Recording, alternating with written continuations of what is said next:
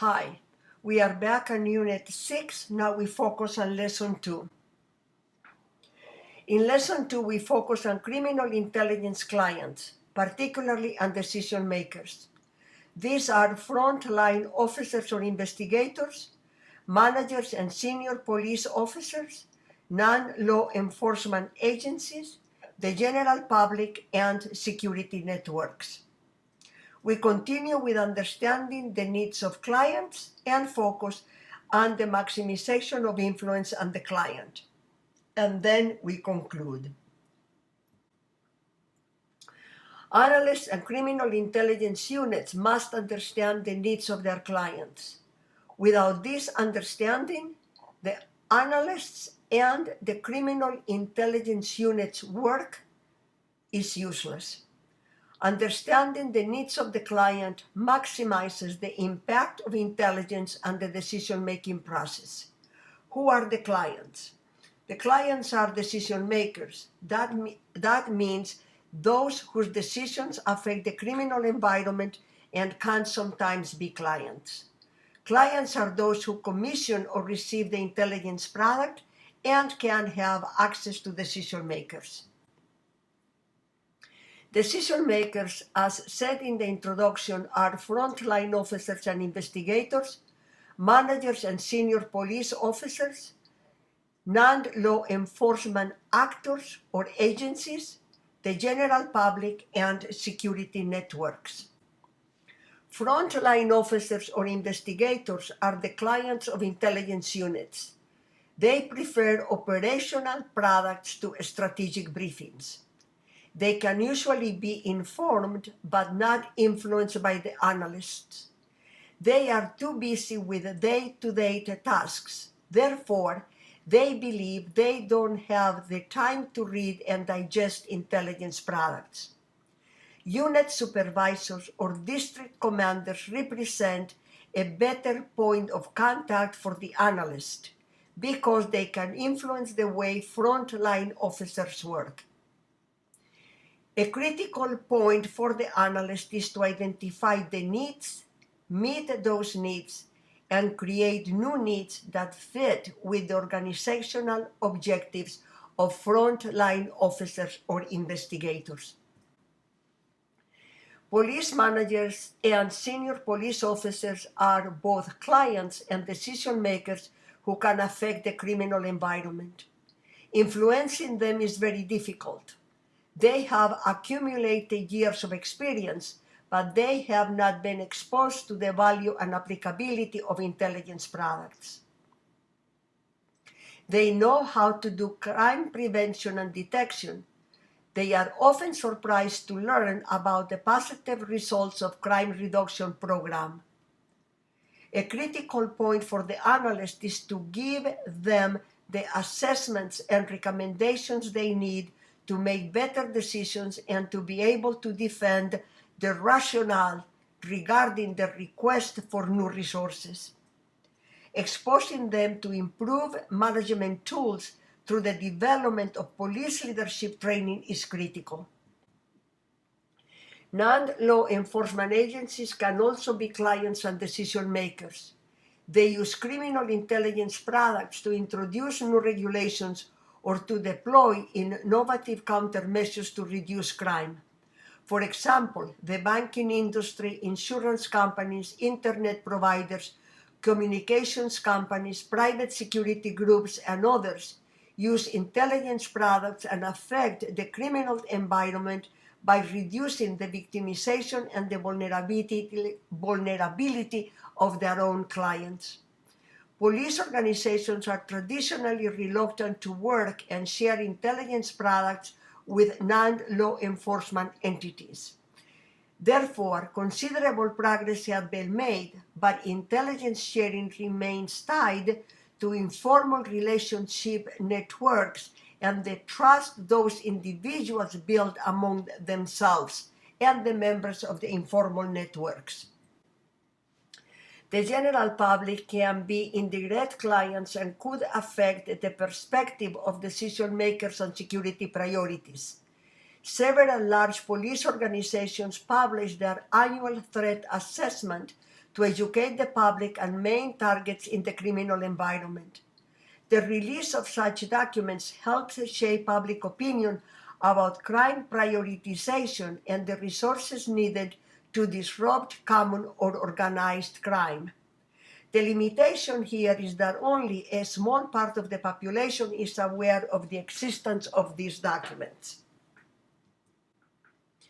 Strategic intelligence products can serve clients in security networks and can influence the formulation of crime-related decisions. Police agencies can be considered pivotal centers within security networks that include other domestic and foreign law enforcement agencies. Intelligence sharing is vital to police cooperation, as we have seen, at the regional, national, and international levels. Intelligence products covering these levels can influence crime statistics and disrupt trans-jurisdictional organized crime. Understanding the needs of the clients is essential to the analyst. The analyst must know who within the organization is in charge of the needs of the client, and also how much the institutional environment exerts pressure on the clients and or decision makers. For example, is this a hostile environment? Are politicians, media, citizens, or other agencies exerting pressure? What sort of pressure? And whom and to which end?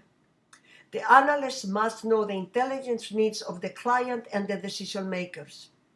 Tactical, operational, and strategic needs and the attendant recommendations must also be known by the analyst. Work with the client and clarify the nature of his or her needs are essential to the success of the analyst's work. The analyst must also know the capacity, this is the knowledge base of the clients and the decision makers, so they are able to understand the product the analyst gives them. The analyst must ask himself or herself these questions. Is his or her product too sophisticated? Does it contain comprehensive analysis? Is it in a good delivery format? Does it contain clear and actionable recommendations? Or are there any other constraints the analyst must consider? The maximization of influence on the client depends on the usability of the intelligence products. The analyst must also ask himself or herself these questions. Are the products versatile or are they too specialized? Is a hard copy or electronic delivery format needed by the recipient? Is a long or short version more suitable to the situation? Does the report include any graphs or figures? Some clients respond better to pictures than to text. Does the recipient have any restrictions? And are the recipients the end users? Many times the recipient is just a go-between between the producer of the information, of the intelligence, and the end users. The analyst must also be aware of the distribution range of the criminal intelligence products. How wide or how narrow is their dissemination? The analyst must stay close to the client geographically and organizationally.